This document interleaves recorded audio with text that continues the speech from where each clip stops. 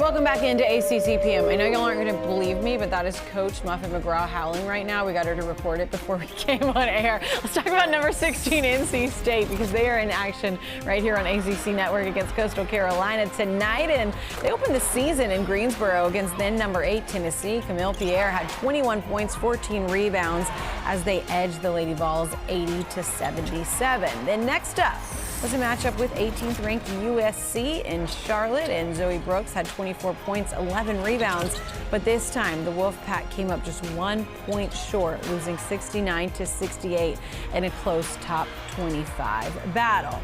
Team next made their Reynolds Coliseum debut on November 11th against Maine. They cruised 66-44. Camille Pierre doing her thing again, another double-double with 18 points and 10 rebounds. And then this past Sunday, then number 17 TCU visited Raleigh, and they ended up winning that one 69-59 over the Wolfpack. Tilda Trieger was Pack's leading scorer on that night, and she had 15 points in that game. As we say hello to the howler herself, Coach Muffet McGraw. I would like to hear you do that. And Kelly Gramlich, who is on the road. You see behind her, she is at Reynolds getting ready to call the game against NC State and Coastal Carolina. So let's talk, you guys, just big picture first, Kelly, about NC State. 2-2, and I just mentioned all that they've done in these non-conference matchups and these tough schedule. What do you make about their season so far, and what's been the biggest challenge? First of all, Coach is always howling about something. All right, we know that for sure.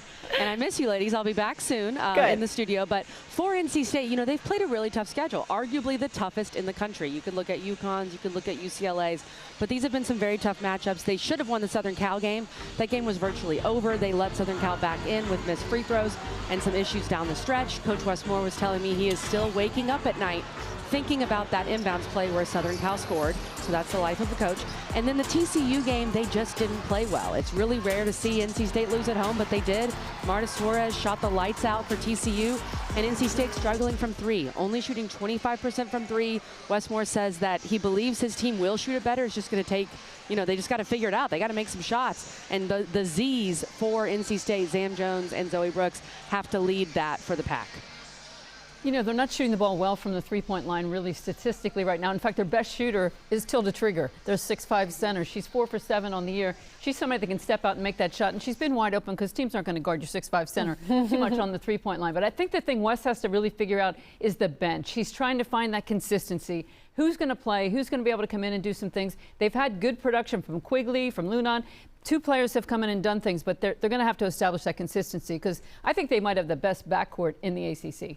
Interesting. Okay, so you look at this team and you see that they're 2-2, and obviously when we talked to Coach at ACC Tip-Off, he's like, who made this schedule, Kelly? He was like, this is so tough, and you see them challenge early. Kelly, what's your takeaway, the most positive thing that you've seen from this team so far and some of the challenges that they've had in these big games?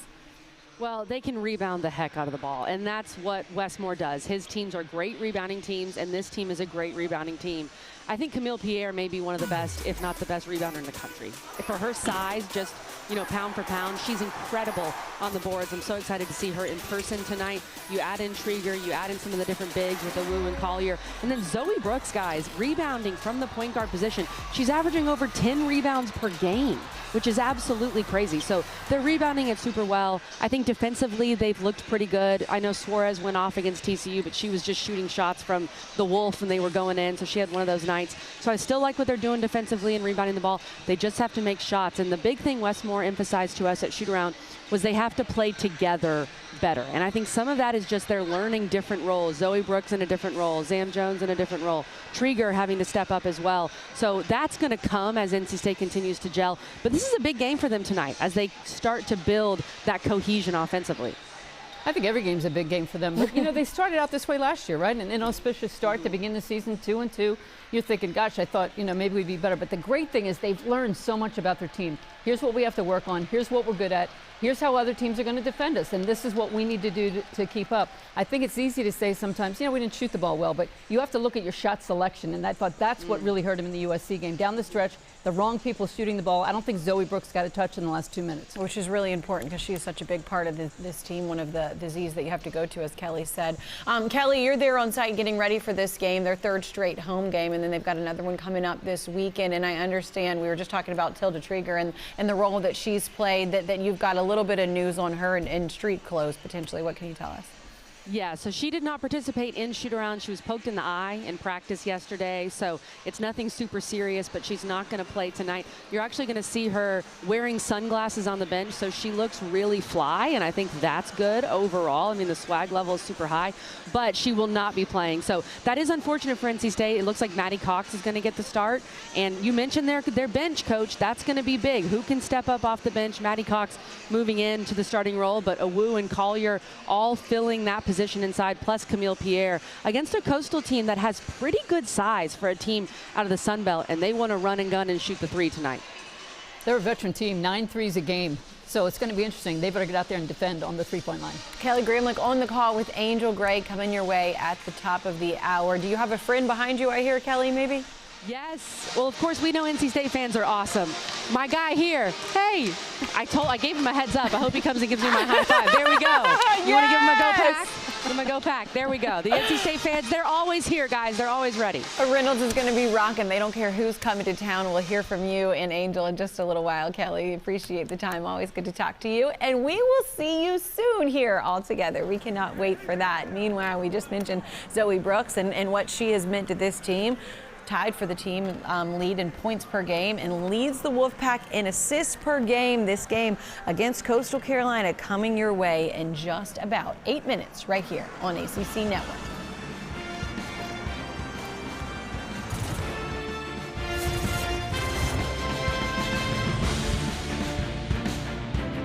Coach, let's talk about NC State. We just talked to Kelly a second ago about what they're going to have to do tonight against Coastal Carolina. You've played a lot of ranked opponents. You're back home at Reynolds again for another one. What's important for them, especially given the status of Tilda Trieger? Well, I think they want to come out and really get on the board early. They want to come out with a lot of energy, a lot of defensive intensity. And I think that Wes has really got to work on the bench. And it's a great opportunity. With Trieger out of the lineup, they're going to start Maddie Cox. They're going to see there are different people coming off the bench. They're going to get a few more minutes. They're guard heavy, and they're going to continue to be guard heavy. And that's the way they're going to win. We just talked about Zam Jones, and she has had some great games and then struggled in her last one.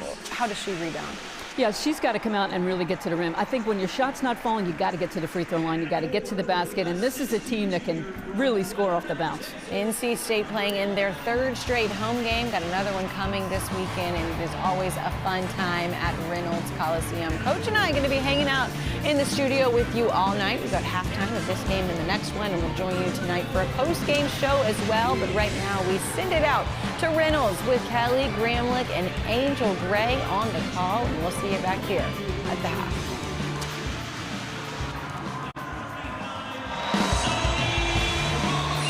We appreciate it, Kelly. Well, thanks for joining us in Raleigh, North Carolina, as we are moments away from tipping off between the 16th ranked NC State Wolfpack and the Coastal Carolina Chanticleers, who finished their 3-game road trip in Reynolds Coliseum, a place where the Wolfpack were undefeated a season ago and look to bounce back after a tough loss here on Sunday. Can they right the ship?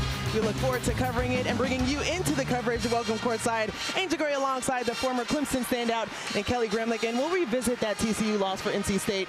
Just looking at the improvements that they need to make to win here tonight, what are those things? They have to shoot the ball better. We know that, Angel. Westmore's talked about it with their three-point percentage, shot selection, something Coach McGraw was mentioning in the studio, but also just that confidence and that cohesion playing together. And it's not good when Zamaria Jones as well as Zoe Brooks finish that game 2 for 22. Can they find some adjustments there where they're hoping to find it in Camille Pierre, one of the 2 transfers coming over who has found her footing in this season?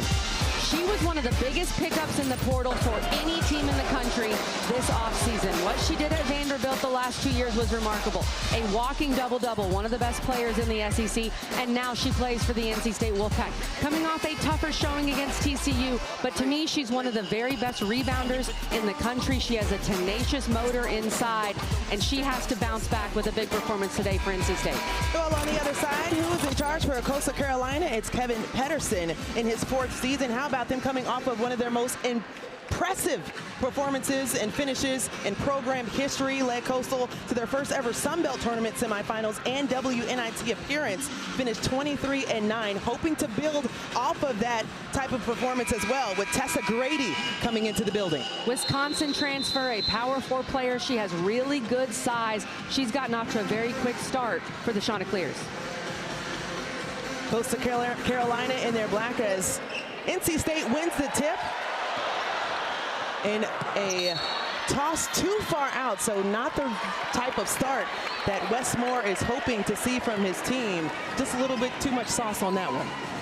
I looked right at Westmore when that happened. He did not love it. He was preaching focus and energy in shoot around today, and that wasn't very focused to start the game.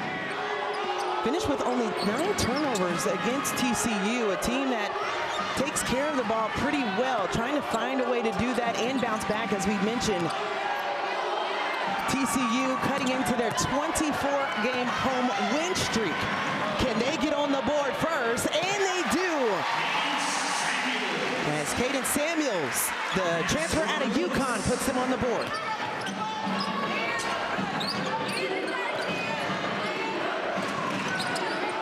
The first switch up we've seen for the NC State starters, as Tilda Trieger is not taking the floor with NC State. No, that's not Nicole Kidman. That is Trieger, who is with the Shades because she got poked in the eye at practice just yesterday, and it did look pretty tough for her. She said she has to wear the glasses because of her eyes being dilated in the left eye. So Maddie Cox will get her 2nd career start here with the Wolfpack. No one makes an eye injury look cooler than Tilda Trieger. And no one makes an and one look better than Camille Pierre. You mentioned how important she had to be today, and she's showing it to start.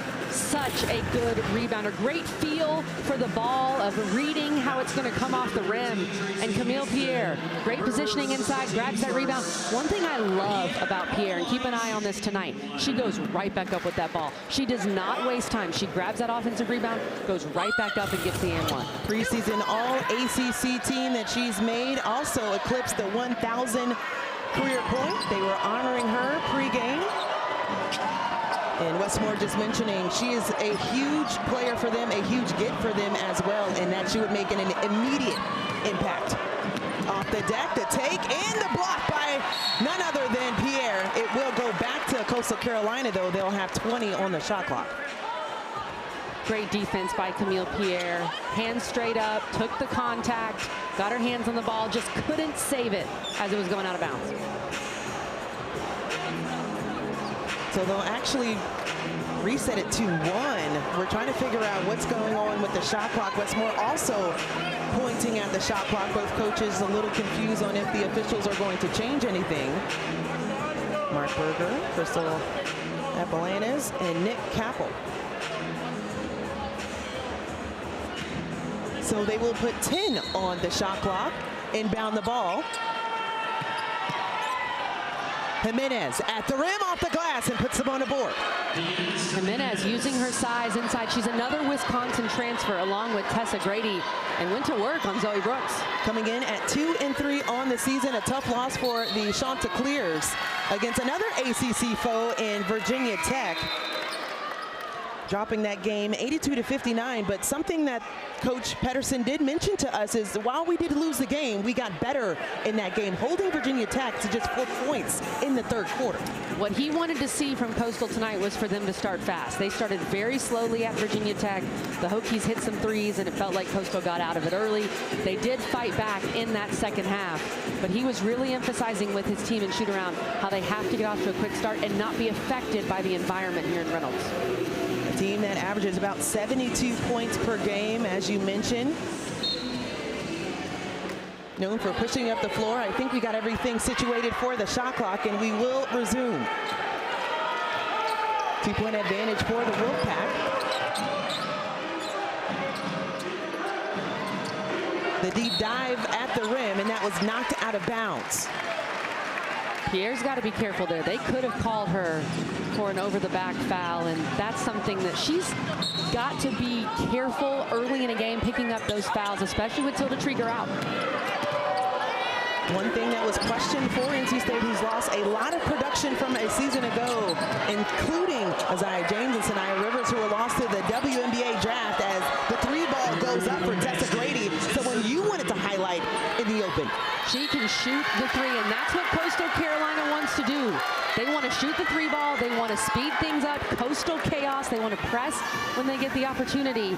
And Tessa Grady, 6'2" player, transfer from Wisconsin, has already taken almost 50 threes on the year. She can light it up. Well, Kelly, how about 3 turnovers already in about 3 minutes of play for the Wolfpack as Jimenez rolls that one in. The aggression we're seeing from Coastal Carolina, really where it needs to be to start. Sam Jones sends it over around the perimeter. Zoe Brooks trying to find some ways to keep this team cohesive. And Coastal starting in a little zone right here. They worked on this and shoot around. They want to throw some zone looks at NC State. A team that has not shot the ball well from 3 this season.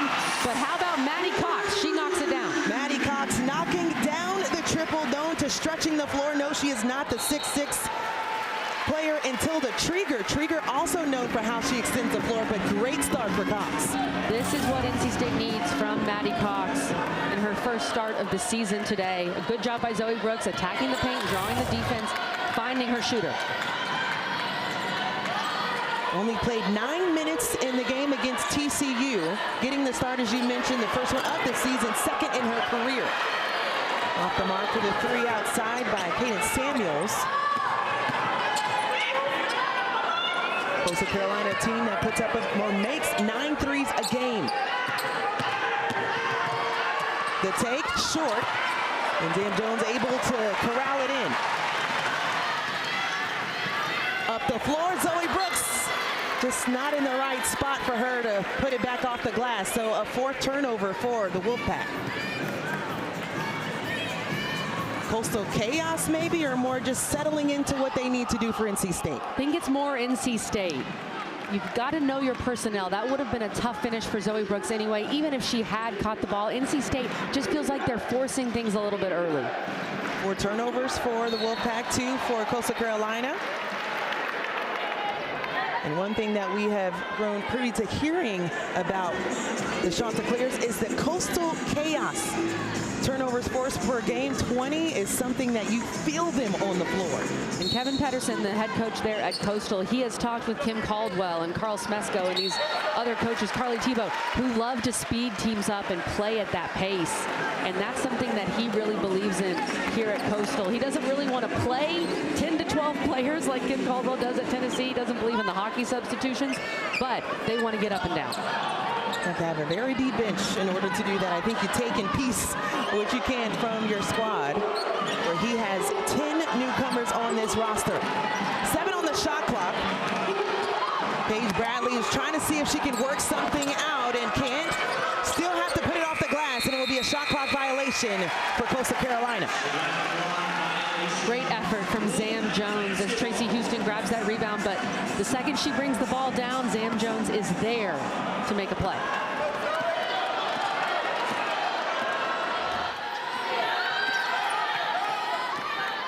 Coastal sticking in that zone, Angel.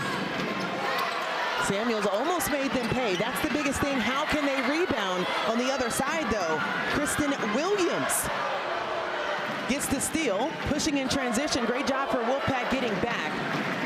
Love watching the tape on Kristen Williams. So aggressive getting to the rim, can stretch the floor as well, but misses the mark there. Zoe Brooks working left, dishes on the inside and finding Pierre for the tap-in. Really good pass from Zoe Brooks, draws the defense just for a second to dish to Pierre. And again, my theme with Camille Pierre, she moved so quickly, didn't bring that ball down, went right up with it. Had 2 assists in the last game, but now Right now what you're seeing for NC State is them finding a rhythm, trying to see if Zoe Brooks can be that playmaker. Outside three, Samuels off the mark. NC State 1 for 3 to start, 1 for 4 rather, to start the ball game from outside. Another three from the corner, just grazed the rim for Tessa Grady. Let me see who's going to control the type of pace and how this is going to be played.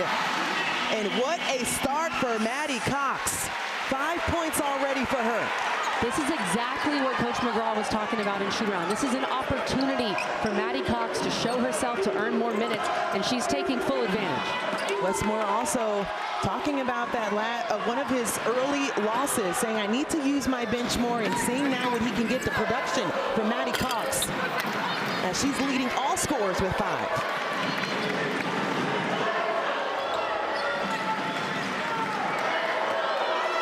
Under the 4-minute mark. 4-point lead for the Wolfpack. And off the foot of Kristen Williams, so that will be a turnover, the 4th for the Chanticleers. And NC State finding their rhythm on both ends as we go to break.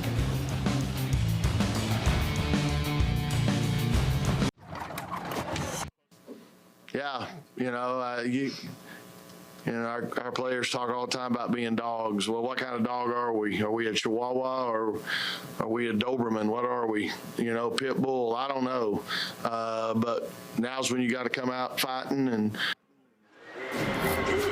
well, Coach Moore, why would you want to be a dog when you can be a wolf right now as they're on a 7-0 run? I think they look pretty good. This is a classic Wes Moore quote, okay? You just never know what this man's going to say in the very best way. But he also communicated what we're thinking with this NC State team. These players talk about being dogs, and we know Zam Jones, Zoe Brooks, they have that reputation. They're great players. Are we a Chihuahua, Doberman, Pit Bull? Today, Coach Westmore even said perhaps his team is an old Chihuahua, so not even a young Chihuahua. Very interesting. And he wants to see a little more Pit Bull in this team, Amy. That's what I love most about what we're seeing also from Zoe Brooks. 3 assists to start, as she is now on the glass. Her first point since the first quarter of the TCU ball game. But she said, I have to pick and choose when I can be aggressive, and also I need to be a little mean as a junior and vet for this squad. Absolutely. She's so used to playing with Isaiah James, Sanaya Rivers, Madison Hayes, and she was very complimentary for those players. Had some breakout games of her own last year. That Notre Dame game here, she was phenomenal. But she's learning what it takes to be that #1 option on the scouting report. Pierre gets a touch, kicks it across the court, and that's off the mark for Brooks. Coastal Carolina searching and desperate for a bucket here. They are 0 for their last 7. Make it 8. So that means 5 minutes for the Chanticleers without a bucket. Maddie Cox, top of the key. Why not? Maddie Cox having herself a night for her 2nd career start.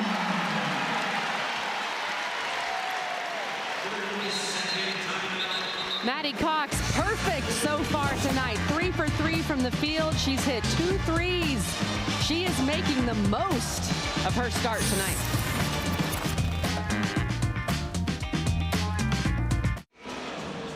Wolfpack finding their groove on a 12-0 run currently. We mentioned the production loss from a season ago. It has been huge, but many people having to step up this season.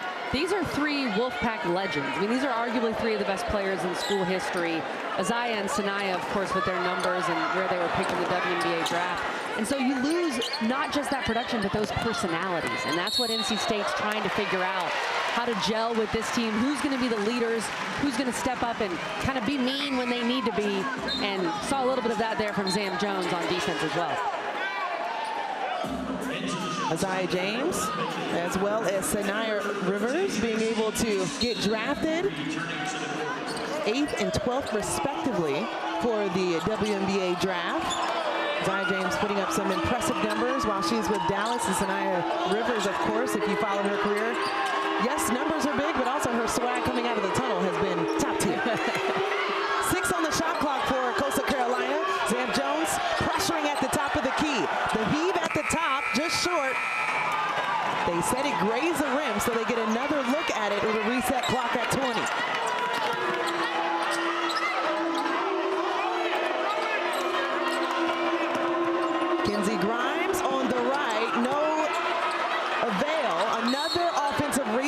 for Coastal Carolina, and that is something that they can do very well. You mentioned how good NC State is on the glass, but they, as in Coastal Carolina, out-rebounded Virginia Tech a game ago. 2 straight offensive rebounds for Coastal, and that's really important to their system. They play a 5-out system, so when you're slashing to the rim, you want to have some people available to rebound and then kick the ball out for another offensive opportunity. So a good showing so far from Coastal on the boards. Camille Pierre picked up her first foul as an outside 3 is too strong.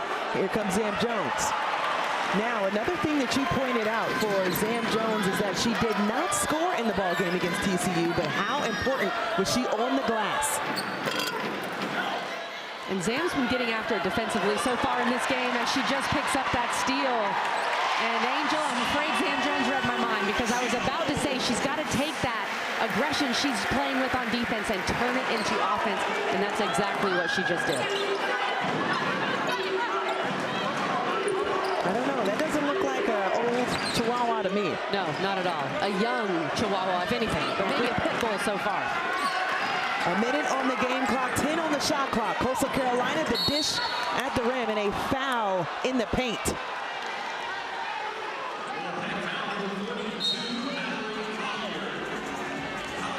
So for Coastal Carolina, as we let you know who's coming up next, we'll send you to the KFC Yum Center for the second game of our doubleheader. Laura Siegler and number 21 Louisville hosts Morehead State. You can always watch it on the all-new ESPN app. Less than a minute on the game clock here in the first quarter. 20 on the shot clock for Coastal Carolina. Have not made a field goal in the last close to 7 minutes of play. Defense has stepped up for NC State. Offense looking good.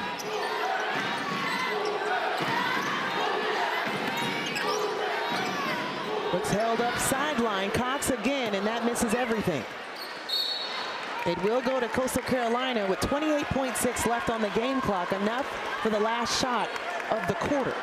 And even on that miss, it feels like NC State's ball movement is better. That was the other thing Westmore was emphasizing in shoot-around, is we have to move the ball and share the ball. And NC State's done a much better job of that in this first quarter. They had 11 assists against TCU. They already have 5 in this quarter. 15 seconds left in the quarter. Jimenez at the rim got fouled. They will say it's on the floor, so 9.2 left on the game clock. Zoe Brooks picks up her first foul. And it looks like there's a little bit of a grimace right now for Deannis Jimenez. Transfer out of Wisconsin. Coming over also with Tessa Grady. How many times do you see in the portal 2 players from one school go to the same school? And right now she will be tended to. And looks like she is in a lot of pain going to the end of the bench. She's a big part of what they do. Hopefully she can return. Travel call, one too many steps for Paige Bradley. That coughs it up. 6 turnover for the Chanticleers and 8.2 left, going the distance for NC State. Aishi Lunin, the freshman, coming in. Inbounds it to Zoe Brooks. Zoe tries to get it to the corner. Lunin, pull up, and does she get off in time? They say it is no good. That will do it for the first quarter, with Wolfpack up 18-7. Maddie Cox outscored the Chanticleers by herself. 8 points in the first quarter for the sharpshooter.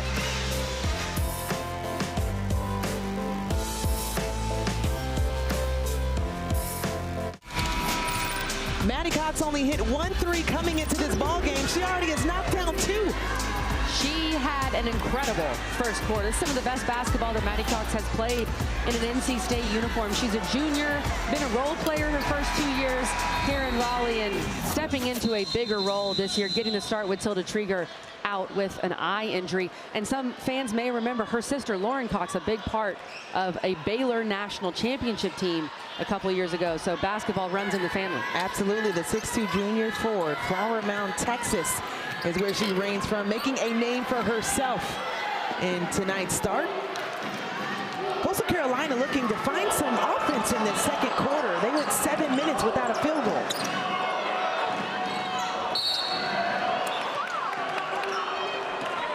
Foul looks like it's going to go against Mallory Collier for her first. She's making the signal for the foul, but it will bring in a substitution as she's picked up her second. And with Tilda Trieger out, the depth inside for NC State is diminished. So now you bring in a Wu, you've got some foul trouble. Pierre also has one foul as well.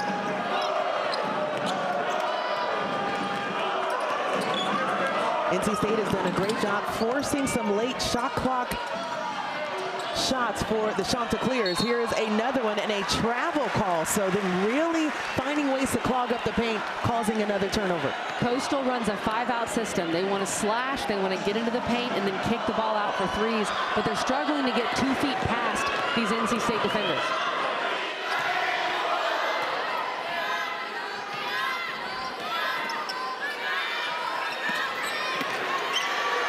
Right away, the look on the inside, and who else than Pierre to get another board.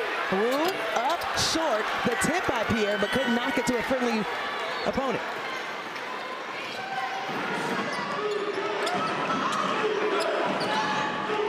A lot of contact at the top of the key, and so yes, that will go against Pierre, which will be her second.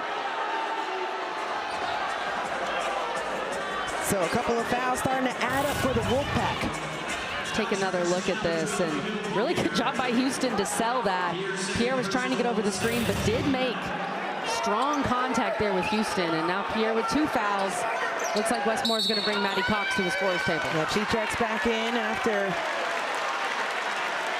Coastal Carolina will give it back. So Tracy Houston picks up the foul there. Another player that spent some time in the ACC, couple of seasons at Pitt from 20 to 2022. So we have a couple of substitutions on both sides as we see the full court pressure we're seeing from Coastal Carolina.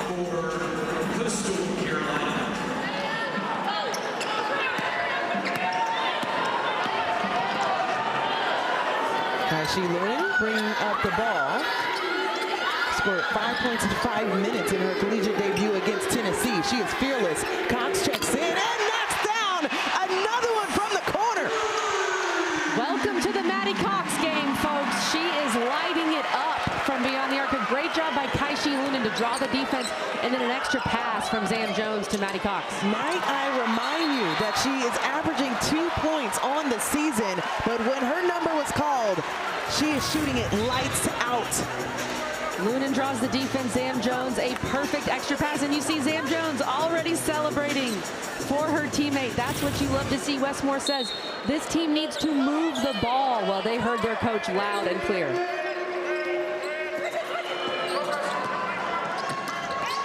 Hands in the right place for Devin Quigley.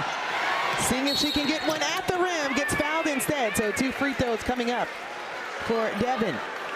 What a difference we're seeing from a team where coach said earlier, yes, we are going to be without Trieger. Who steps up?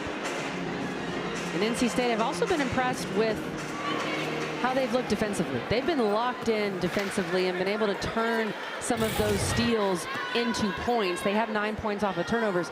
We know the Wolfpack, they love to run in transition. That's how they can get going. You can get open threes in transition, get easy layups, and that has been an improvement for NC State in this game. Kinsey Grimes charged with a foul there as Quigley off on both of the free throws.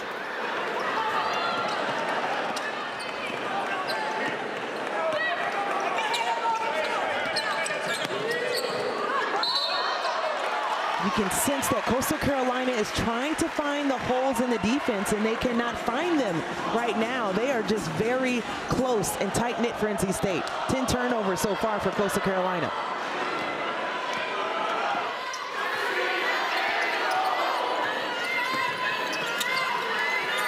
Cross-court pass, Quigley, 3-ball, and it's good! That's a player you want to make sure you keep your eye on. Quigley needs to give them that production off the bench. She had a great game against Coastal last year. That's what Westmore wants to see from her, that shooting off the bench. And Zam Jones has been passing the ball so well for NC State tonight. A great cross-court pass from Zam to Devin Quigley. And Zam Jones was celebrating again, even before that ball went in. She has 4 of the 7 Wolfpack assists, and you mentioned Quigley with a big night against the Chanticleers last season. Well, 20 points for her, 4 for 7 from 3. Can she do it again? And Zam Jones finds a look on the inside and just off the mark for the turnover. Too much contact at the top of the key for Kaishi Lunan, so that will be a foul there. That'll be her first. Lunan was in great position, and what she'll learn, she's only a freshman, a player that NC State's very excited about. In that situation, when you're in position before the Coastal player has the ball, set your feet, take a charge. That's how you can flip the script in that situation and get the ball back for your team. 13 foul going back to Kaishi Lunan, the McDonald's All-American nominee and Arizona Gatorade Player of the Year. Coach Westmore said she will be an asset in the half court. And we're seeing it here. A lot of contact on the rebound. They will say it stays with Coastal Carolina. Zoe Brooks checks back in the game, but let's go back to what's causing the commotion in the arena. Her second personal fourth on the team. Zoe Brooks returning to the NC State. Devin Quigley wondering what she did there. I will say this, Angel. These NC State fans in mid-season form already outraged by that call. So what I saw was the foul going to Kaishi Lunan on that backside box out. Just a little bit too much in displacement on the block. And that's her second, so that's big. And a player that we were excited about, she was getting in a rhythm to come into the game off the bench. Now she has to go back to the bench, and the foul trouble piles up for NC State. Now 3 players with 2 fouls here in the first half for NC State. But on the other side, Coastal Carolina has not been able to convert on anything. Still 7 points. They have not scored in this quarter.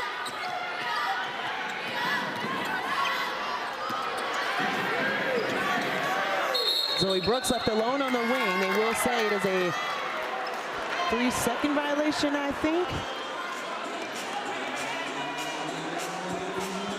So that will be another turnover, the 7th for NC State. Coastal Carolina, a team that loves creating the chaos on both sides, finding ways to get to the rim, finding ways to put up shots, and right now they have not had an answer. And they've not been able to play in transition at all. NC State's done a great job of rebounding the ball, also sending people back so that Coastal cannot run, forcing them to play in the half court, and they can't get anything going in the half court. Reynolds with the breakup on the interior. Zoe Brooks pulls up, in and out for her. Wu with the rebound off the glass, finishing on both ends of the floor. What a rebound by Lorena Awu. She is a player that is a physical presence inside for NC State. There are very few teams that have a player with her body type in the ACC or beyond. Kelly, how about a 22-0 run for the Wolfpack? I don't care who you do that against, that's impressive. 22-0. And a foul committed by Coastal Carolina. Look at Lorena Awu. So athletic with her ability to just go up there and get it, but also strength. She had, what, 3 Coastal players hanging all over her, and she finishes with the left. One of the strengths that we said for NC State coming into this one, and as well as your pregame hit with the studio, you said they can rebound the ball. The strength that we're seeing from the bigs in the absence of 6'6" Trigger is impressive in this game. Offensive foul. And it will go against Lorena Awu. That'll be her first. Awu's first, 5th team foul. Westmore believes in rebounding. He subscribes to the legendary Pat Summitt's quote of offense sells tickets, defense wins games, but rebounding wins championships. And NC State has always been a great rebounding team under Westmore. That is not changing this year. And the numbers say it. Wolfpack are right now 2nd in the ACC in defensive rebounds. Turning it in the game for NC State.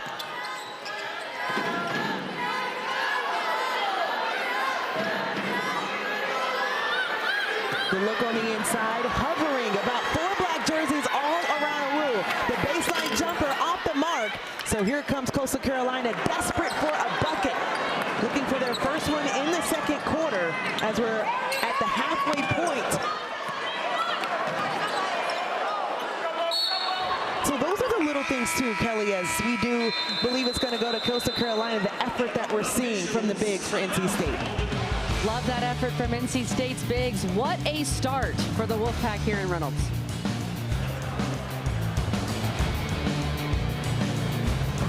Coach Muffet McGraw, Kelsey Riggs-Cuff, going to be with you coming up on this halftime report. Y'all, I'm sitting here with the Hall of Famer, and we're like 22-0 run. She's like, that's really good. So is Maddie Cox, Coach. Maddie Cox only scored 9 points all season. Now she's got 11, working on her career high. Coach, I thought she was going to talk about the Dobermans and bark at you guys, Kelly and Angel, but she didn't do it. Maybe at halftime. Great point, as you mentioned, and Coach said it. 11 points tonight through the first 4 games, 9 points. What's so different about her mentality tonight? I think when you get that start, Angel, it feels a little different, right? You and I both know this. Coming off the bench versus starting, it's a whole different ball game. You can get into a rhythm quicker, and the second Maddie Cox hit her first shot, there was a confidence about her, and you're seeing that develop in this game. This is huge for NC State, for their depth, to get Maddie Cox to be this confident of a shooter. You made a really good point at the break as well, as the take no good for Coastal Carolina. Now 14 minutes without a bucket, and they have more turnovers. They're sitting at 13 than points, where they're sitting at 7. But you made this point about Maddie Cox being ready for the moment, not deciding to leave NC State, but really finding this moment to take it for her own.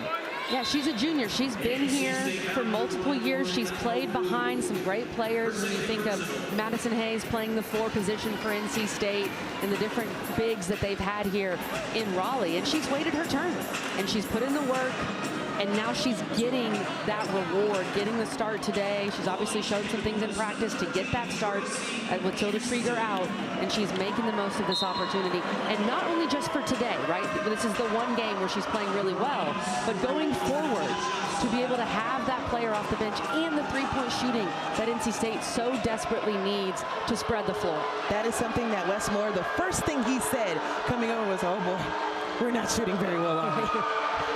That may be keeping him up at night, as finally a point goes down for the Chanticleers here in the second quarter. 7 points in the first. As Tracy Houston, who spent time at Pitt, as well as Charlotte, the 5th-year forward out of Roanoke, Virginia, connects on the second as well. Now Coastal can set up their press off of a made free throw. That's when they love to get up and try to cause some Coastal chaos.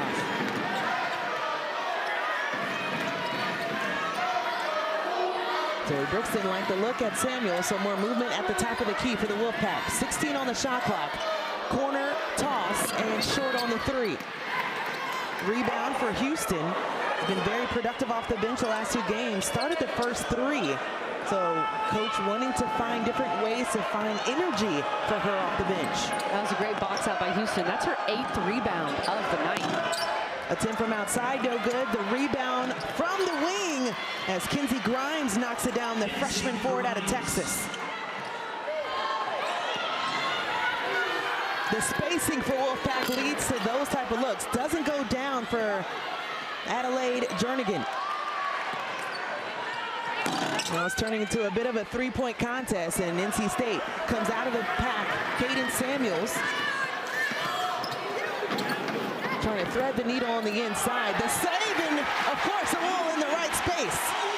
Heads up play by the local freshman from Winston-Salem, Adelaide Jernigan, one of the better players in North Carolina coming out of high school. I know NC State's trying to get her some experience and some feel in this game.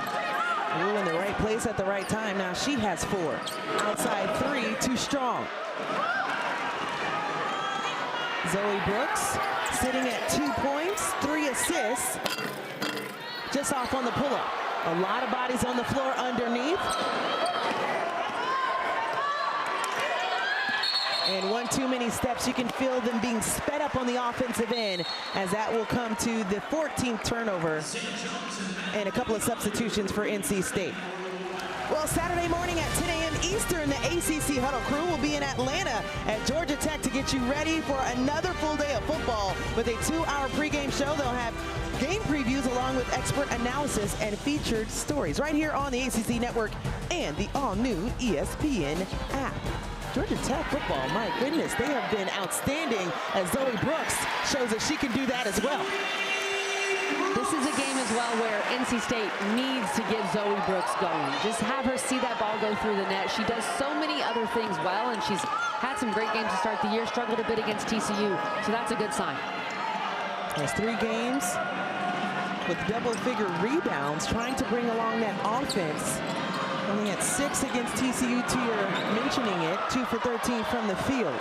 But she was fantastic against Southern Cal. 24 points in that game.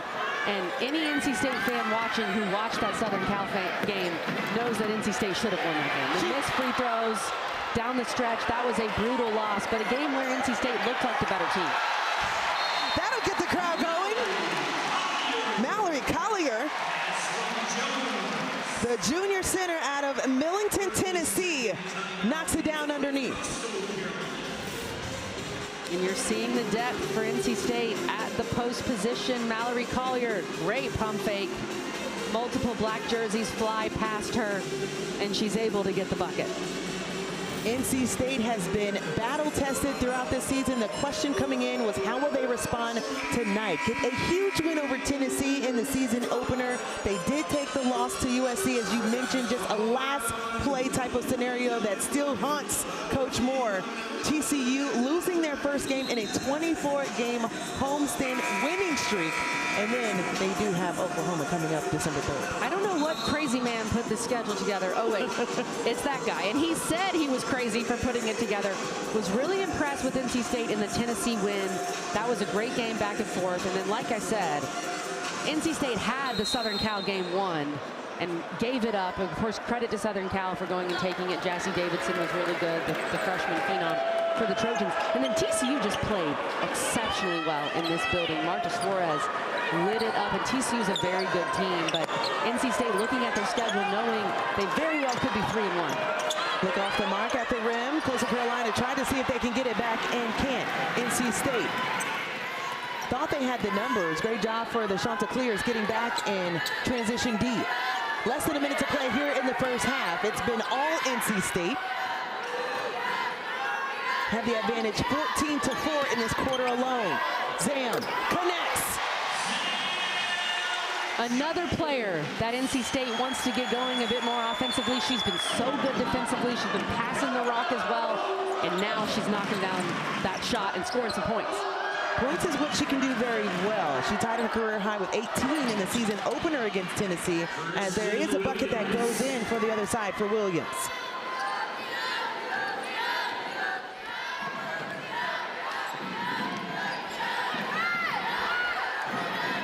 Zoe Brooks at the top of the key, assessing when she wants to attack as they have 15 left in the half. A lot of contact and an offensive foul going against Zoe Brooks, so it will give Coastal Carolina the ball back. Kristen Williams in the right place to draw the foul, and that is the second now on Zoe Brooks. 5 NC State players now with 2 fouls. Of course, with the score just at this moment, maybe not as worrisome, but still something to look at. Pull up, Williams, too strong, and the rebound goes down to Collier as we bring the first half to a close. It's been all NC State up big, 34-13, and it's been done by committee. This is the offensive explosion that Wes Moore was hoping to see in the first half for NC State. Maddie Cox, phenomenal, 3 threes. Zam Jones and Zoe Brooks running the show. And NC State, the ball movement, much better than it has been. Absolutely. Well, coming up, Kelsey Riggs Cup and Muffet McGraw will be in the studio discussing the early takeaways from the start of college basketball season.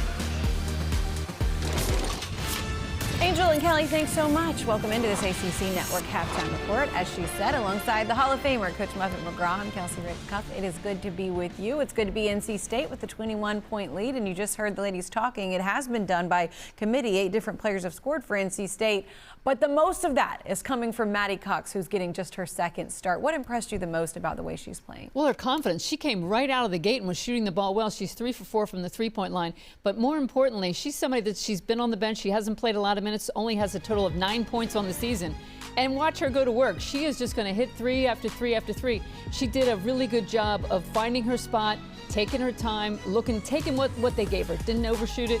Did a really good job on both ends. Career high was 8. That was last year in the NCAA tournament against LSU. As Coach said, she's already got 11, including 3 threes so far in the first half. Coach, when you see her step in and step up for Trieger and you're the other players that get the start more, what does that do for this team? Well, it really builds her confidence. Wes is looking at who's going to help me on the bench, who can I get that consistent scoring punch from, who's going to get the minutes when I have to rest the starters. I need somebody to come in and do some good things, and she's really looking good today. They had that 22-0 run going for a little while, and there were a lot of turnovers for Coastal Carolina. But, Coach, for NC State, what more can they do, especially when they're playing against that zone? Well, in the zone, you want to attack it in the middle. You got to get the ball to the high post. You look like you're 4 out, 1 in. And I think when anybody plays the zone, the first thing everybody does is, I'm going to shoot a 3. And what you really need to do is go inside out. You've got to make the zone work. They're not making the zone work. They got a little complacent, firing away from the 3-point line, 4 for 14. And then you had Zoe Brooks looking to attack. And that's what you have to do. Their guards are so good off the dribble.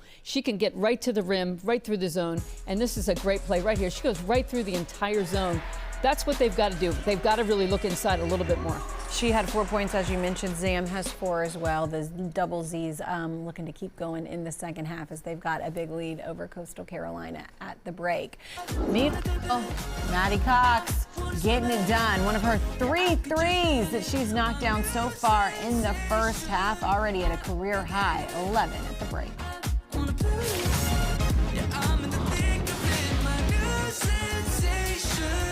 Meanwhile, on the other side of this break, we send you back out to Reynolds Coliseum. It is NC State rolling with a 21-point lead at the break over Coastal Carolina.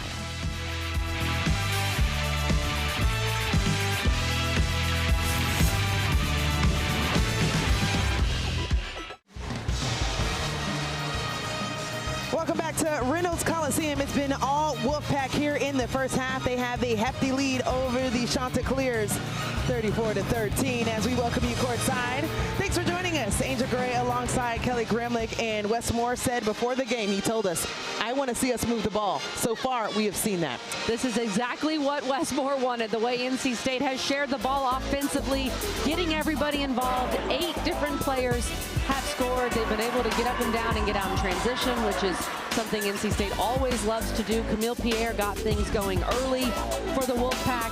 Zoe Brooks got in on the action as well. Would love to see a little more from her in the second half. Zam Jones turning that defense into offense. It's been an all-around team effort. Of course, highlighted by Maddie Cox with those 11 points. Angel Gray. A career high 11 points. She's already knocked down 3 triples as well. You mentioned the 8 players that have scored at least 1 field goal. How about 8 with 1 rebound as well? They are doing it on both sides of the ball. And Zam Jones, she didn't score the ball as much in this first half, just 4 points, but I love the effort and the energy she brought on defense. And then 5 assists. She has 5 of NC State's 9 assists in the first half, as the Wolfpack are obviously getting hyped up in the huddle. Wes Moore leading the way. Yeah, she's averaging 9 points coming into this ball game. Right now, sitting at 4 points, talking about Zam Jones. And what I loved about our conversation earlier with Zoe Brooks, too, she said, understanding what type of leader I have to be. I may not be the leading scorer at all times. They need her offense, yes, but they need her playmaking ability and her voice. And we've seen how even her and Zam Jones have come together to spray it out to everyone else in the first half. Can they carry it over as Coastal Carolina starts off the second half with the rock, only scoring 6 points in the second quarter, and that's not the look that Coach Pedersen would like to see. And again, Zam Jones, the energy, the Energizer Bunny for NC State. Coastal with Kristen Williams there extended the arm bar, and Zam Jones took that contact and got the ball back. I feel like that's the type of reaction I would have seen from you as a player. Maybe, maybe not, I'm not sure. I'm not sure if I was getting over screens at the rate that Zam Jones was. Not the speed, perhaps. 16 turnovers for the Chanticleers, 11 on the shot clock for the Wolfpack. The double team on the block, more movement, the corner 3 goes up for Samuels, in and out. I can speak to shooting the ball, though, Angel. And in a game like this, yes, the score seems a bit out of reach at this point, but it's still so important for NC State shooters and their confidence. It's a different level to see the ball go through the hoop in a game versus in practice. And Tessa Grady can relate to that as she knocks down the three. It's definitely off the glass as well. She has 6. Tessa Grady, as we mentioned, 45 three-point attempts, second most in the country coming into this ball game. They're going to need to see a little bit more of that confidence-wise going through the rest of this game. Yeah, and that goes for Coastal too. The Chanticleers are 2 for 17 from beyond the arc. This is a team that needs to continue to improve their three-point shooting as well, and that confidence too.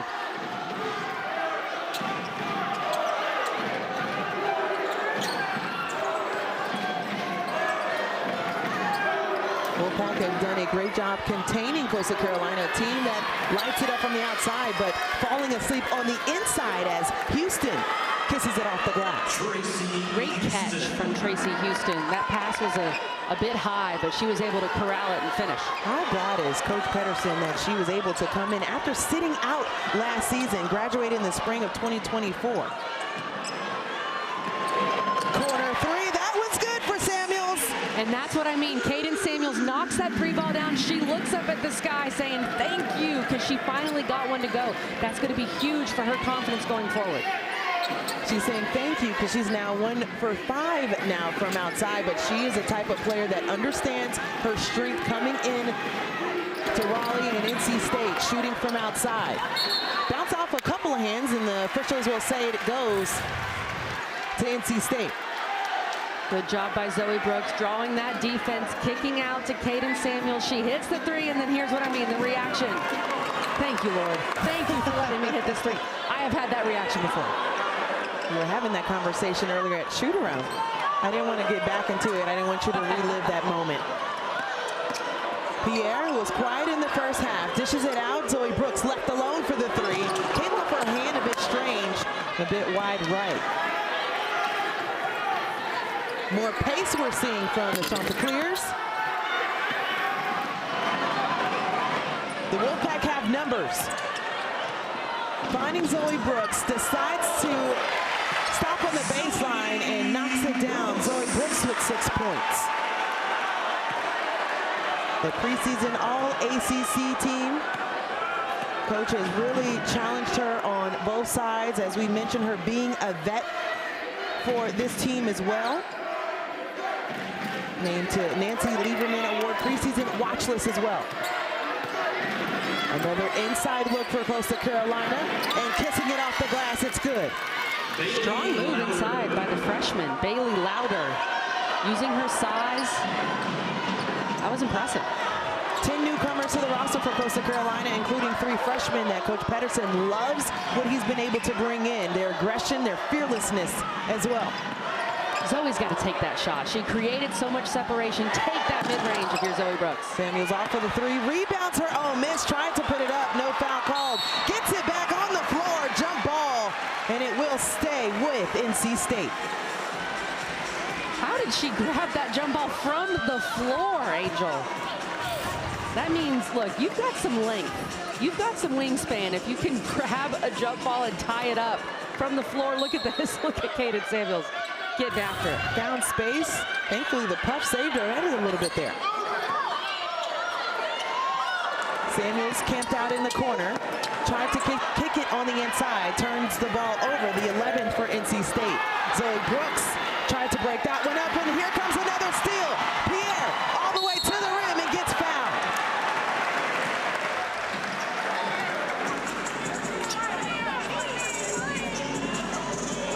I love the intensity that NC State is playing with on the defensive end. Camille Pierre getting out in the passing lane. That's a 6'2" forward, making it happen defensively up near half court. And Pierre, she only has 4 points in this game, 6 rebounds, but she didn't play much in the first half because of foul trouble. She's been very efficient in this game. So we do have a stoppage of play. Tracy Houston was called for a foul for Coastal Carolina. That is her 3rd, but we do have the officials joining together. But it looks like they're having a conversation in front of Pierre, so I'm very confused. Is she a part Pierre of this looks like our conversation? 4th official here. I don't know if she signed up for this.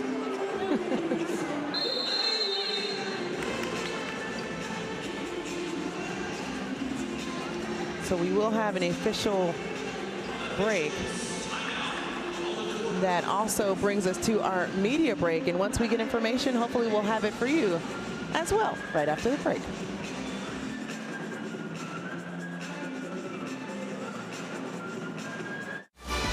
Well, here's our Week 13 ACC Network Saturday football lineup at noon Eastern. 7-3 Wake Forest hosts Delaware. Then a couple of great rivalry matchups with North Carolina, and finally the 128th big game between Cal and Stanford at 7:30 Eastern. All three games are also available on the all-new ESPN app. As Camille Pierre will be stepping up to the free throw line. Before the break, there was an official break charged as a media. No team was called for a timeout, but they will say the call stands. The foul is on Tracy Houston, and that still is her third. We talked about this in the open, Angel, how Camille Pierre was such a big get for NC State in the transfer portal from Vanderbilt, one of the best players in the SEC, one of the best players in the country last year. A walking double-double for the Commodores. Such a good rebounder, and NC State needed to fill a void at the 4 spot left by Madison Hayes, and they found a really good one in Camille Pierre. Kristen Williams with the bucket on the other side for Coastal Carolina. Camille Pierre, as we mentioned, eclipsed her 1,000-point mark. Being honored at the beginning of the game is Zam Jones, just short on the pull-up. Gets the steal, passes it up. Pierre gets it to fall. I swear Zam Jones is out here playing cornerback. I mean, she's just reading these passes, intercepting them like it's nothing. That's her 6th assist on the night as well. And not overthinking, but they may have to think a little longer as Tessa Grady knocks down another triple tonight. 9 points for Tessa Grady. Has been 3 for 8 from outside, all of them coming from long range.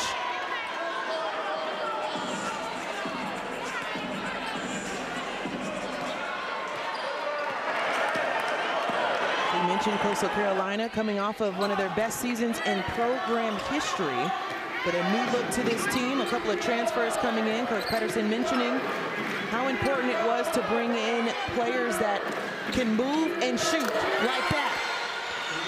Tessa Grady is lighting it up from beyond the arc. That's her 4th 3 of the evening. You give her a sliver of daylight, she's going to take it. Off on the 3 on the outside for NC State. Surprised that she didn't let it fly from there. Decides to put it off the deck. Shooting over Zam Jones, and will get 3, possibly the hard way. What an effort by Tessa Grady. Outside, inside, all in her bag. She's feeling it, Angel. Gets those 3s going, then she takes it inside. Don't look now. But we've got a ball game. Coastal creeping back into this contest here in Reynolds.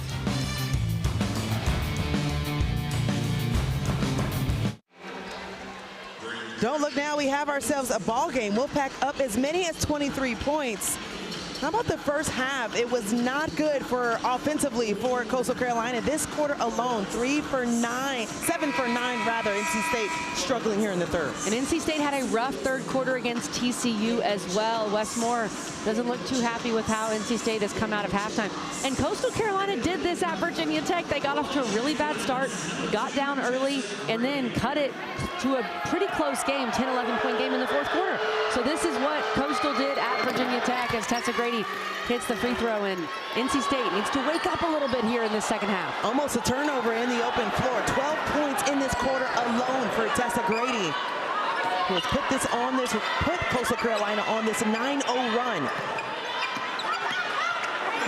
Nice take by Samuel. She gets the N1. That's the kind of response you want to see from your team if you're Westmore. Caden Samuels gets that quick first step on Tracy Houston, the center for Coastal, so she can't stay in front of Caden Samuels. She puts the ball on the floor and gets right to the rim, just takes 2 dribbles and a great finish.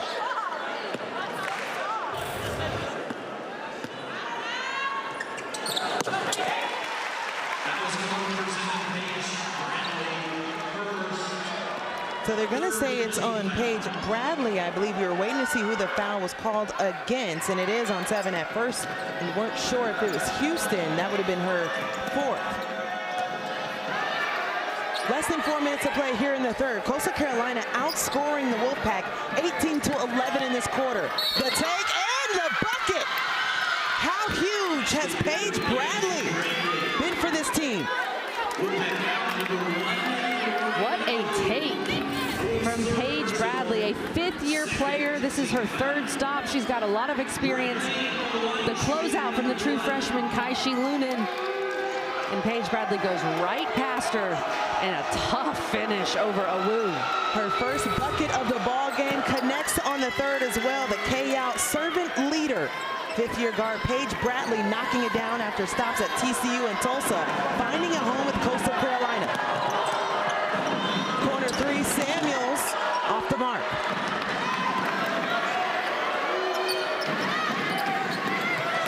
Another take. That one off the mark for Louder.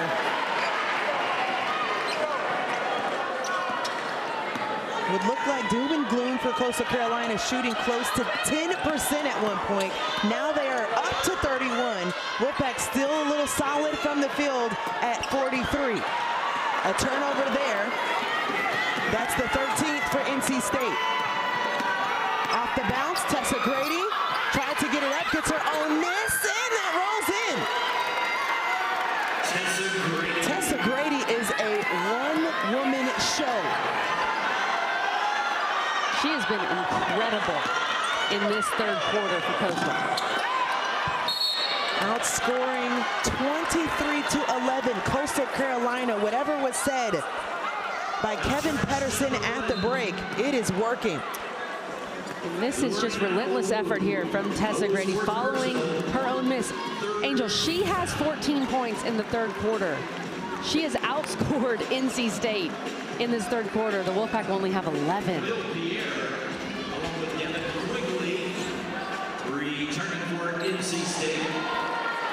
And we've been seeing this because Angel and I called the Georgia Tech-Jacksonville game on Sunday. When these players who were highly recruited out of high school, very good players, they go to a Power 4 school, they don't have as much success, and then they go to a school like Coastal. This is a Power 4 player in Tessa Grady. She started at Wisconsin. She's 6'2" and can shoot the ball and can get to the rim.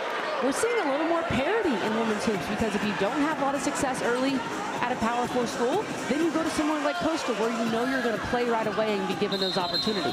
Yeah, transferred to Coastal Carolina after 2 years at Wisconsin. 25 games that she played while she was there as a freshman. Played only 5 games, though, the following year, which is last year, before taking a leave of absence from the team for personal reasons. Zoe Brooks, a lot of attention coming to her. The dish on the inside, beautiful.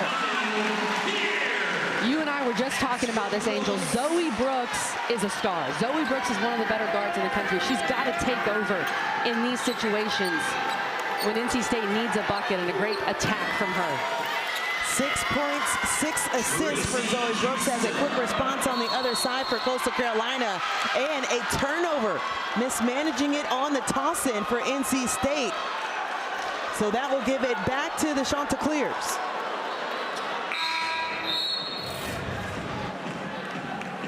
And this is just a little bit of a lack of focus from Camille Pierre. That time there was no help side at all defensively. I don't know where the help was for NC State.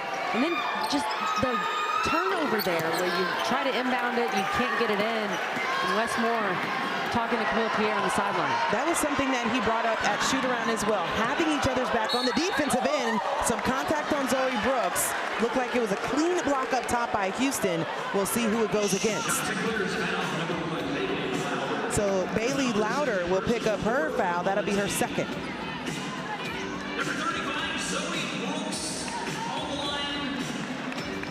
So no player for Coastal Carolina with more than 3 fouls outside of Houston. And Zoe Brooks in and out. Well, these are ACC Networks featured men's basketball matchups. Cameron Boozer and number 5 Duke hosts Howard University Sunday afternoon at 4 Eastern at Cameron Indoor. Plus 6th ranked Louisville hosts Eastern Michigan Monday night at 7 Eastern. Both are available on the new ESPN app. Less than 2 minutes to play here in the third. It's been all Coastal Carolina outscoring NC State 25-14, making it a single-digit double-digit game at one point. We are now at 10 after that made free throw. A lot of contact on the take. Maddie Cox, and some words delivered to Paige Bradley.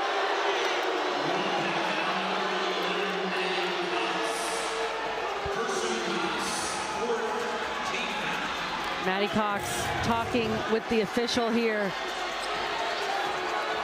And Coastal continuing to attack those gaps. That's what they have to do in their spread offense. They weren't having as much success in the first half. Second half, trying to get downhill a little more, knowing they have to get into the paint to make something happen in the half court. For 3 seasons at TCU, redshirted in 23-24 due to a foot injury. Coach talked about bringing her back after she technically medically redshirted, or retired, rather. And now finding her way in a big way with Coastal Carolina as she knocks down the first of the pair. Cuts it to single digits once again. And off on the second. Zoe Brooks assessing. Pressure left alone. Easy money for Mallory Collier. Coastal trying to cause that chaos, trapping in the half court, but a great job by NC State to handle the pressure. And what about the poise from Zoe Brooks? Ties it up. And it will stay here at Coastal Carolina side.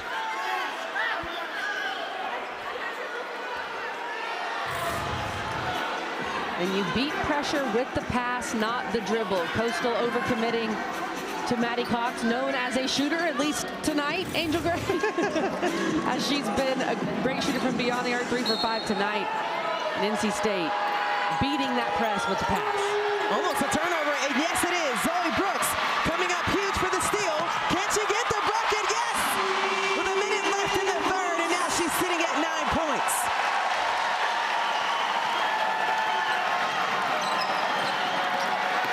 Houston working baseline, up and under, no good. Here comes Zam Jones.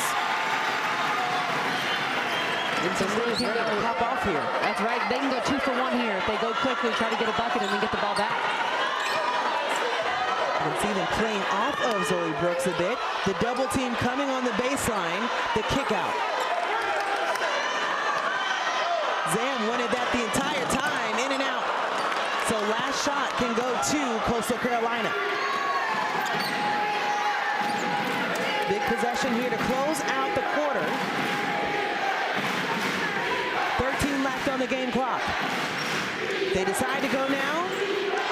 Houston underneath, just short on the take. And another tie-up, and it should go the other way, giving it back to NC State. Back-to-back strong possessions of defense inside from Mallory Collier. Defending Houston without fouling. She did on the previous possession, and a good job there as well. 3.6 left on the game clock. NC State having to go full court. Finding Zoe Brooks. What a pass from Maddie Cox. I do believe that was passing that out of bounds. Any box you need, she has checked it tonight. Maddie Cox or CJ Bailey, the quarterback for NC State. A great pass, and that's such a heads-up play by NC State to run that play with Zoe Brooks, just going completely away from the defense to the rim. So Bailey Louder picking up her 3rd foul of the ball game. Only 2 seconds going off the clock. What a pass. Situational basketball, that has Westmore written all over it. The 4-time ACC Coach of the Year, including last year, where they were regular season champs. And 10 points now as Zoe Brooks is in double figures. Great response from NC State. Coastal still very much in the game, creeping back in, but NC State with a strong finish to the 3rd quarter. Off the mark on the the second. She puts it up and just misses it. And a rare smile for Zoe Brooks as that quarter comes to a close. NC State came alive here at the end of the 3rd quarter, turned things on with their defense. Zoe Brooks leading the way for the Pack.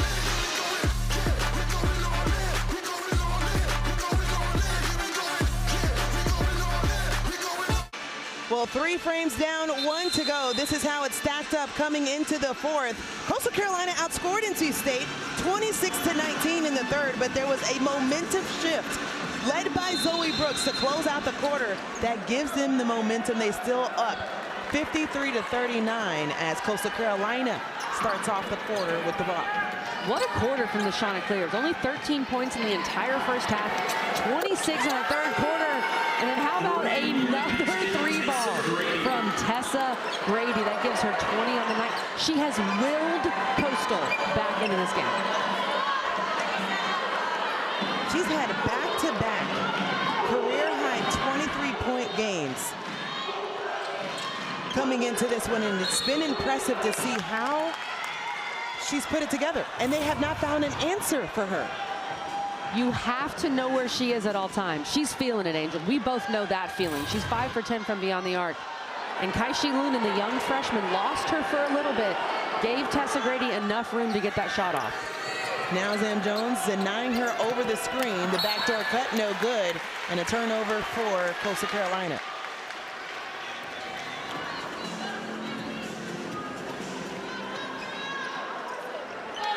So NC State has Zoe Brooks in double figures, as well as Maddie Cox, who had all of her 11 points in the first half. Different players have been able to step up. Pierre still finding her rhythm offensively, and that's what it comes down to. Kaishi Lunan, I do believe that looks Kyrie-ish. Kaishi Lunan is a freshman that NC State's very excited about, big-time recruit, and she goes by Kaishi because her dad wanted to model her game after Kyrie. Paige Bradley knocking down the triple. 7 points for her, and we mentioned how many threes Coastal Carolina coming in with. 9 a game, they're sitting at 6. And more importantly, they're 5 for 6 from beyond the arc in the second half. That's how you get back into a basketball game. When you can shoot the 3, you're never out of it. Dan Jones off of the mark on that 3-point attempt. Just down 11, down as many as 23 in this ball game. Coastal Carolina, the feisty group, gritty, coastal chaos. We've grown accustomed to seeing them in this season and beyond under Coach Patterson's tutelage. The pull-up, too strong, and NC State all over it. Foul in the open court. That's going against Kristen Williams, and that will be her second personal foul.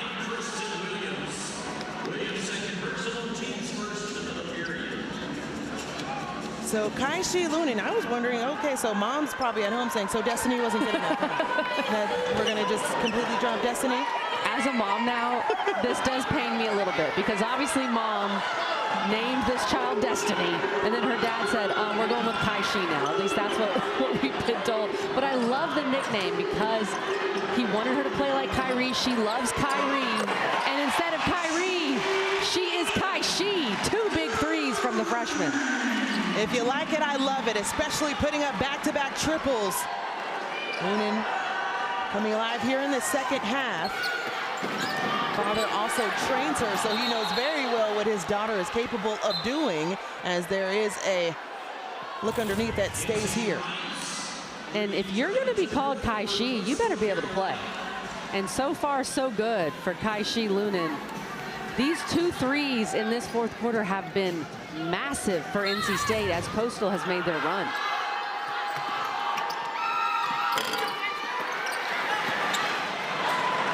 Out front, Zam Jones. Beautiful passing. Westmore has to be thrilled how his team has shared the ball tonight. And a really good response from NC State as Coastal was able to make some threes, get back in it. They're still hanging around, Angel. Coastal is not going anywhere. This team has a lot of fight. We saw that in the Virginia Tech game a couple days ago. Coach Patterson telling us before the game that was a match that we, yes, lost to Virginia Tech, but we always feel like if we can knock down shots like Zam Jones does there, though, we're in it. But that's a huge one. The energy she brings off of a made bucket is important. We did have a stoppage of play on the sideline. Not sure if the officials were looking at something from the NC State bench.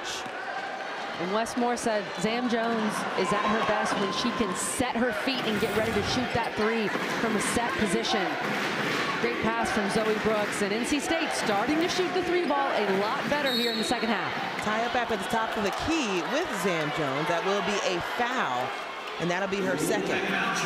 Zam Jones, the number 17 prospect in the 2024 class. NC State's second straight top 10 incoming recruiting class as well. She has been highly decorated, and what Coach Moore believes is ready for this stage. And she's a North Carolina kid from Greenville, North Carolina. Westmore wants to keep the best in-state kids home at NC State. Sanaya Rivers was also from North Carolina, of course, went to South Carolina out of high school, but that's important to Coach Moore and this staff. And easy for in-state, big-time names to come to NC State when they have been so productive and so good in the last few years. A very cultured program, as that second chance opportunity is good for Kinsey Grimes. She has now 6 points. I like this Coastal team, Angel. They're picked 6th in the Sun Belt, coming off their second best season in school history. They've moved up from the Big South to the Sun Belt, which is a big jump for any program, but Kevin Pedersen has this team playing with a lot of grit, like you mentioned, playing hard, and I like their system. I think they can win a lot of games in the Sun Belt this year. And think about what they are bringing in as well. They only have 2 returners from a season ago, Kristen Williams being the one that is actually playing, but everyone else also being able The previous play of out of bounds has been appealed by Coastal's coach. That play is currently under review. We have a media timeout. So we do have an appeal for Coastal Carolina, and we will have some answers for you after the break.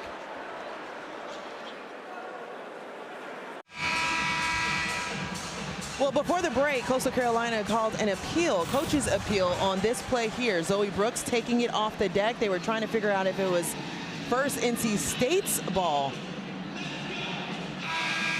but they are now saying that is going to Coastal Carolina. So yes, Coach Pedersen wins The out of bounds call was appealed by Coastal Carolina. That play has been reversed. Coming into it will this be season. Coastal Carolina's ball. This 30 is what it seconds on the looks shot like. clock. Great job by Kevin Pedersen and his staff to appeal that. One of his coaches, or he himself, saw something there that it wasn't off of Coastal, it was off of NC State. And so now coaches can do this. The only way the officials can review an out-of-bounds violation is through a coach's appeal. That was instated this year to help speed things up at the end of the game, so you're not reviewing everything. But there is no negative side for a coach if they're right, which Coastal was right in that situation, so they don't lose a timeout, and they got the ball back because they won the appeal. Not only that, they gained 2 points from it as well. 13-point game. Coastal Carolina has been right there, knocking at the door, made it single digits in the third. Tessa Grady has had a great showing here at Reynolds Coliseum. She has 20 points, 5 for 10 from outside, as the three is off the mark for Kai Shi. Second chance opportunity. Zam Jones turns down the three, gets to the rim, just short on the roll-in. Zam close to a steal there, up the floor, and a hand got on it for Zoe Brooks. It will stay with the Chanticleers. 22 left on the shot clock. Just under 5 here in the fourth left. The seal, Houston couldn't connect, but what a great seal underneath. ISO basketball. Great seal from Houston. That's impressive to be able to do that on Camille Pierre. And if she had finished that, it would have started feeling a little different in this gym. That would have been back-to-back buckets for her as well. How about the denial for Kinsey Grimes? And off the leg of Devin Quigley, giving it back to Coastal Carolina, and a substitution of Bailey Louder coming in. 17 turnovers for Westmore and the Wolfpack.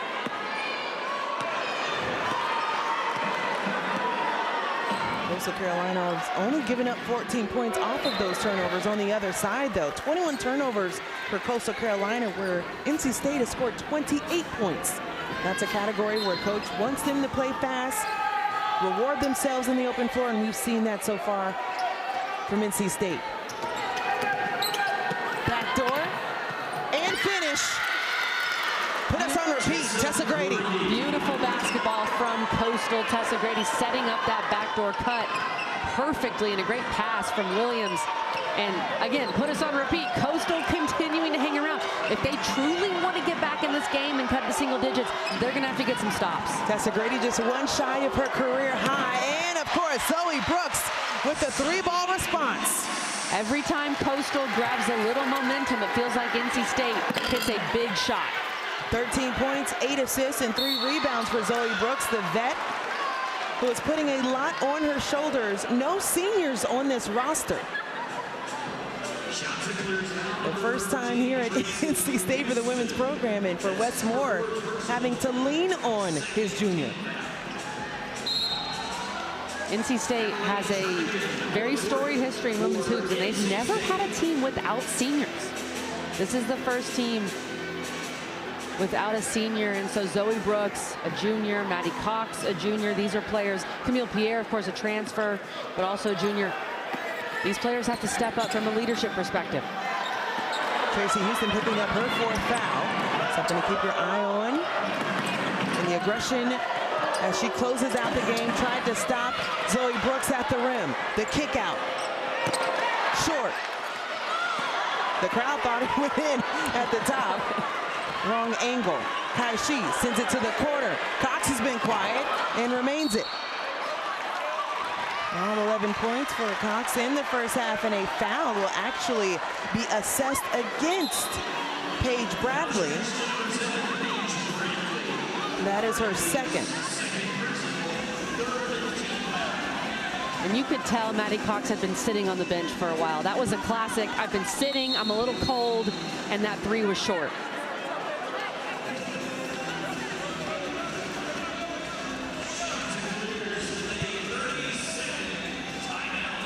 So the Chanticleers calling a 30-second timeout. 3:09 left here in the 4th. And a double-digit lead for the Wolfpack.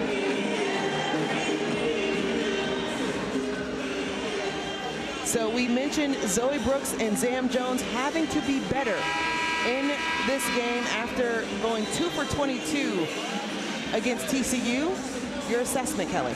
A much better showing. I've loved how Zam and Zoe have passed the basketball. They have 16 of NC State's 20 assists, which is pretty incredible. And you look at Zam Jones's numbers right now, 9 points, 8 assists, 4 steals. She's been doing it all for NC State. And I really like how Zoe Brooks has stepped up in the second half, scoring the basketball, Angel. It's very high IQ, too, how she's been able to pick apart when she needs to go. In the second half, we've seen her really apply more pressure offensively. Turnover underneath, though, for NC State. Plenty of time left in this ball game with the amount of shooting we've seen from Coastal Carolina. This is a lead that is not safe for the Wolfpack. Off on the mark for that one. Maddie Cox said, I do not want to shoot that one this time. And less than 3 minutes to go here in the 4th. NC State looking to bounce back after dropping a game here at home. Their first, breaking a 24-game home streak. Not losing a game here at Reynolds Coliseum last year. And the response was going to be huge as Kai Shi turns the ball over on the tape.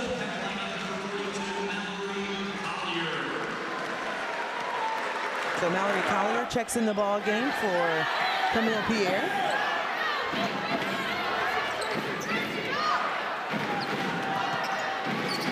Off the leg, and a 20-second reset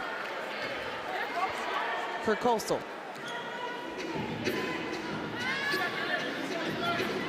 And like I've said for Coastal, Angel, you're never out of it when you can shoot the 3 like they can, but they've got to go quickly. They're running out of time. Like that. It's almost like she doesn't have any fouls. The aggression we see from Houston throughout this ball game, she is a beast. I've been impressed with Tracy Houston, the Pitt transfer. And a big bucket there on Mallory Collier. Didn't get a 3, but could get a 3-point play the old-fashioned way, and Coastal still within that range. Wes Moore wants to call a 30-second timeout. We'll go back to Houston, though, who has a double-double on the night.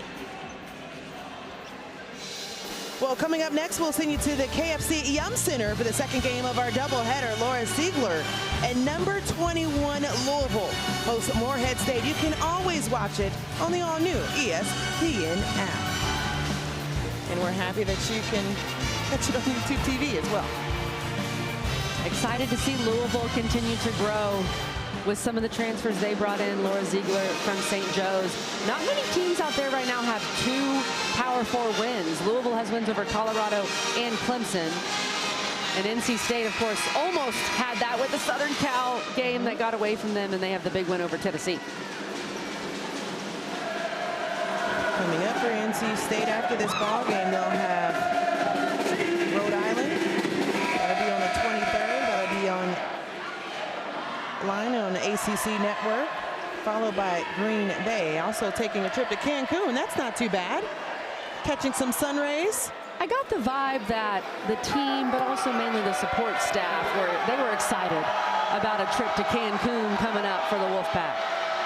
I'd pack my bags in a quick Houston with a look at it and short.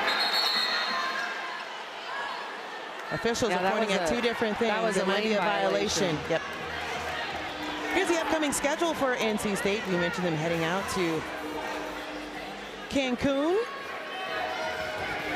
As Westmore is never pleased. I hope Wes can enjoy some sunshine in Cancun next week. Let his hair down a little bit. just a tad.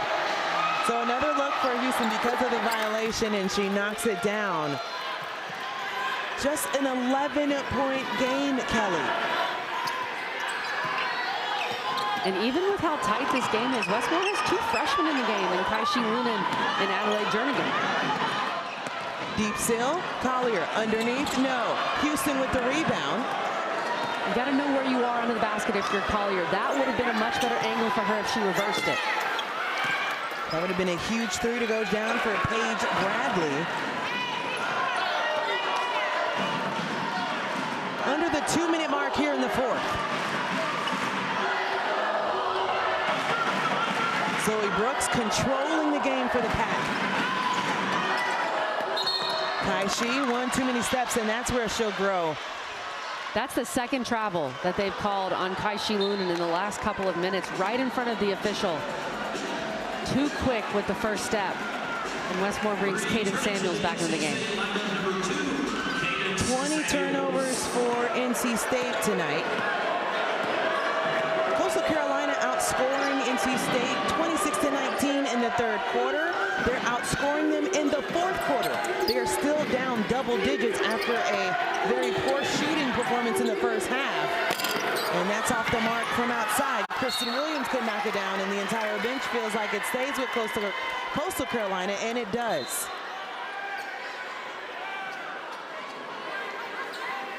Lorena Awu will check back in, the 6'5" sophomore. And Jernigan will take a seat along with Collier. When NC State watches this film tomorrow, I think one of the points of emphasis for Westmore is going to be those turnovers. This is a season high for turnovers tonight for NC State. And we mentioned it just a game ago against TCU, only having 9 turnovers. And some of that's Coastal, right? That's what they want to do. They want to speed it up. They want to press you, but a lot of these are self-inflicted. And a big bucket there from Zam Jones. Fearless, always calling her own number. What a stat line for Zam. Yeah, absolutely. 11 points, 8 assists, 6 rebounds, and a quick bucket on the other side. As we're under a minute to play in an 11-point game. Timeout, Coastal Carolina. As we take a look at the Chanticleers' upcoming schedule. So after this game, they've seen now back-to-back ACC opponents. They'll see Presbyterian, Jackson State, a team that made it to the NCAA tournament a season ago. And down the line, I know Gardner Webb is next, but Jacksonville, a team we saw just take down Georgia Tech at home. This is tougher than most people will understand. And we talked about this with Tessa Grady here tonight and the performance she's had, but with this increased parity in women's college basketball, and we've seen players who were originally at Power 4 schools go to play at schools like Coastal or Jacksonville. Priscilla Williams, former McDonald's All-American, just had a great game at Georgia Tech. Now she plays for Jacksonville. But the other thing too here, Angel, the reason why Coastal called that timeout was so that NC State could not advance the ball. So they called the timeout so they can apply their pressure. NC State has to throw the ball in under the basket. If NC State had called it, they could advance it. And we know Coastal, known for their pressure, they want to see if they can get a steal here and continue to extend this game. Kelly, they've already forced 20 turnovers with their pressure. Why not? Why not exactly? And now Wes Moore's going to call a timeout so he can advance. That's what I was going to ask you too. Like, okay, well, Exactly. Now we get a double timeout because they can now call. They did have them on the board. NC State has 3 timeouts, according to my stats, left, as Coastal Carolina has called their final one and is out. And that was the game within the game, right? Kevin Pedersen basically challenging Wes Moore. Are you going to use this timeout? Are you going to call another one and almost waste one in a sense so that you can advance the ball? And Wes Moore said, yes, I will. So actually 2 timeouts left for NC State, 0 for Coastal Carolina, 3 team fouls for Coastal Carolina as well if they need to foul and put the Wolfpack on the free throw line. And Angel, that also shows some respect from Wes Moore for Coastal's press. Yes. Right? Because of what they've done, the chaos they've caused, and NC State's turnover issues, he chose to call that timeout so they could advance the ball. As far as free throws, NC State is 4 for 10 on the night. But there are 2 fouls from Coastal Carolina away from getting there, and the first one will be assessed. Samuels hits the deck. We await who the foul is on. Looks like Kristen Williams will be charged with the foul. That'll be her 3rd.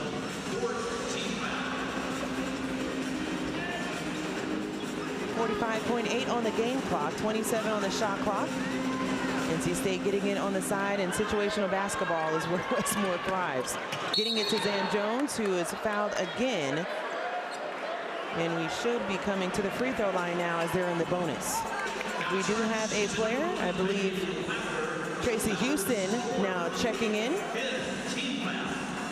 Bailey Louder picking up her 4th, and a substitution for her. She takes a seat. Zam Jones, 11 points, 8 assists, and 6 rebounds, stepping up to the free throw line for the first time tonight. 2 shots. No timeouts left for Coastal Carolina, so a brief conversation on the sideline with Coach Pedersen and Tessa Grady, along with Kristen Williams. Taking advantage of that for sure. And taking advantage of the official being on the sideline.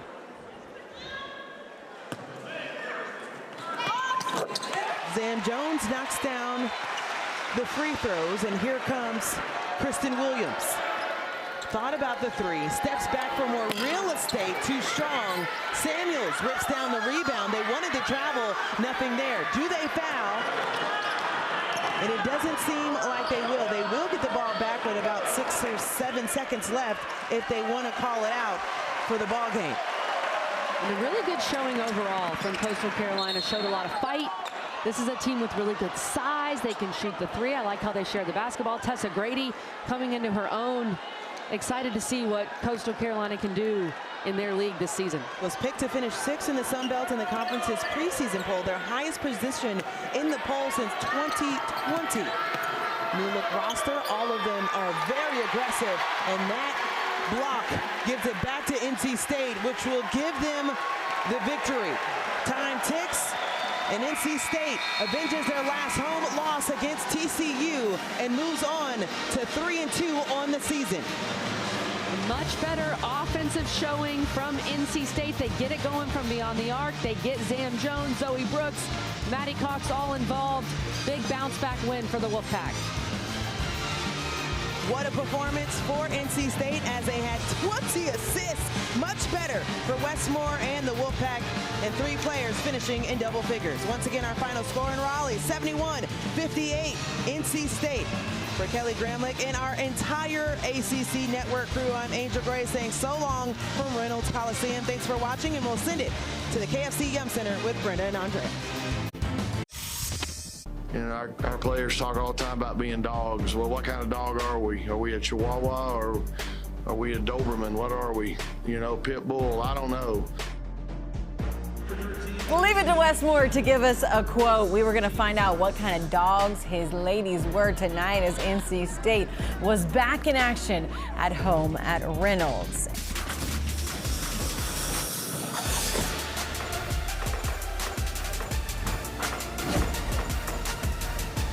What's going on? Welcome into Nothing But Net alongside our Hall of Famer, Coach Muffin McGraw. I'm Kelsey Riggs-Cuff. It is good to be with you.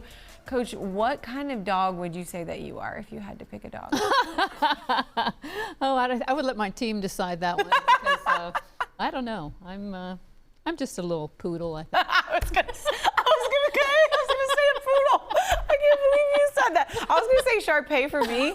You know what Shar-Pei? People don't really know that dog. It's a dog with a lot of wrinkles. It's not because I have wrinkles. That would be me. I do have some Botox, so there's no wrinkles there right now. But I used to have a Shar-Pei, and they're like really squishy. So, yeah, I'm going Shar-Pei. We would find out what kind of dogs NC State was tonight. I don't think they're poodles. I don't think that they're Shar-Peis. I think they were whatever dog Coach wanted.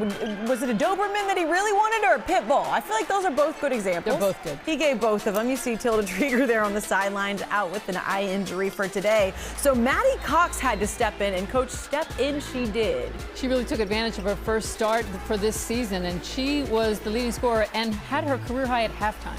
8 in the first quarter, and then knocking down the threes, and you see NC State building on that double-digit lead as they score inside. It's a 17-point lead. Then, Coach, a little defense turning into offense here. Camille Pierre. Their defense was they came out with a lot of intensity, and they've been able to run the floor and score in transition. This is Brooks finding Samuels, who goes baseline through the contact, gets the bucket and the foul. So it's 45-31 after the free throw. Then that defense on display again. Zoe Brooks, the steal, runs the floor to the other end. NC State wins it. Final score 71-58. Here's Kelly Gramlich and Angel Gray after the game with Zam on Maddie. How about the performance also with Tilda Trieger not being in the lineup, and then you have Maddie Cox that comes up with a career high for herself. What was it like seeing her in her zone? Oh my God, it was amazing. Like I told her before the game, it's no pressure. Like go out there and play your game. And when she knocked down that first thing, I'm like, yeah, she on one. I'm giving the ball every time she opens. So she knocked down shots, and I'm so proud of her. She waited for this moment to start, and she definitely showed out for sure. Zam, your coach asked, do I have some dogs? Are they Chihuahuas, Dobermans, or Pit Bulls? Do you feel like you guys were Pit Bulls tonight? For sure, we definitely Pit Bulls. I say we was more Pit Bulls in the first half than the second half. We kind of dimmed down second half, but you know, we always some dogs. Pit Bulls always, for sure. I said you're wolves, and you were hunting on both sides of the floor, so we'll take that as well. Yes, for sure. Sam Jones, you had an incredible game. Thank you. So good to see you out on the floor and leading in a great way. Congrats on the win, and we'll see you next time. Thank you. Angel and Kelly, thanks so much, Coach. Let's start right where they did with Maddie Cox. Obviously, her first half was better than her second, but to see her step into that starting lineup and contribute the way that she was, what does that tell you about this team and the bench? Well, Westmore had a lot of questions about the bench. They really haven't produced much in the first few games. Of course, they've been challenged with some really good teams. So he needed somebody that was able to come in, score some points, do a little bit of everything, really. She was open on the wing. She found her spots. She took really good shots. The team was looking for her. They were very excited for her. It was great to see Sam Jones so excited about her. It was, and you love to see the way that she was able to play. Those 11 points in the first half were her career high, but not just her that had a successful game. Coach, after their last game, you kind of wanted to see the guards step up a little bit more. Yeah. What did you like about their play tonight? I thought their guard play, they're about the best backcourt in the ACC. Zoe Brooks and Zam Jones, they really did not play well against TCU, so it was great to see them come out and have a really good game at both ends of the floor. I think Zoe Brooks really took over the game. She controlled the game. She took the shots. When they needed to score in big ways, she was the one that they gave the ball to. But Zam Jones brings so much energy to the game. She really does, and you hear it in how she talks, and you see it on the court, and those two really are an incredible 1-2 punch. Coach, this team challenged themselves early in the season with their schedule. They've already played 3 ranked opponents, 1 and 2 rather, in those games so far this season. What does that do for NC State moving forward with some of the challenges that they've had and tried to overcome so far? Well, you see what your weaknesses are early, and that's what you want as a coach. You have so many questions at this time of the year. You're just wondering how they're going to guard us, how they're going to guard us in the ball screen, how they're going to take away our transition game, how are they going to stop our guards from getting to the rim, are we going to be able to score on the block, who's going to be consistent coming off the bench. You're just filled with questions, and you think about it all the time. Defensively, what are we going to be able to do? Can we press? What happens if we get into foul trouble? You know, these are the things that keep coaches up at night, you know, which is why I never slept when I was coaching. They're just rolling off her tongue right now, like they're still there in the back of your head. She's like this and this and this. This is what happens. And then when you play a good team, you find out what that's how they're going to guard us. Well, we better go back and work on that. Or that's what I'm going to get off the bench. That's why it was so great to see Maddie Cox today coming off the bench. Now you think, oh, now we've got a good 6th man. Who else is going to contribute? So you can put that one question to bed. Just one. Think about something else. They've got Rhode Island next at home, and then they have the Cancun Challenge. Can you sleep good in Cancun? No. Okay. Not even in Cancun. Not until it's the off season and you get a little vacation.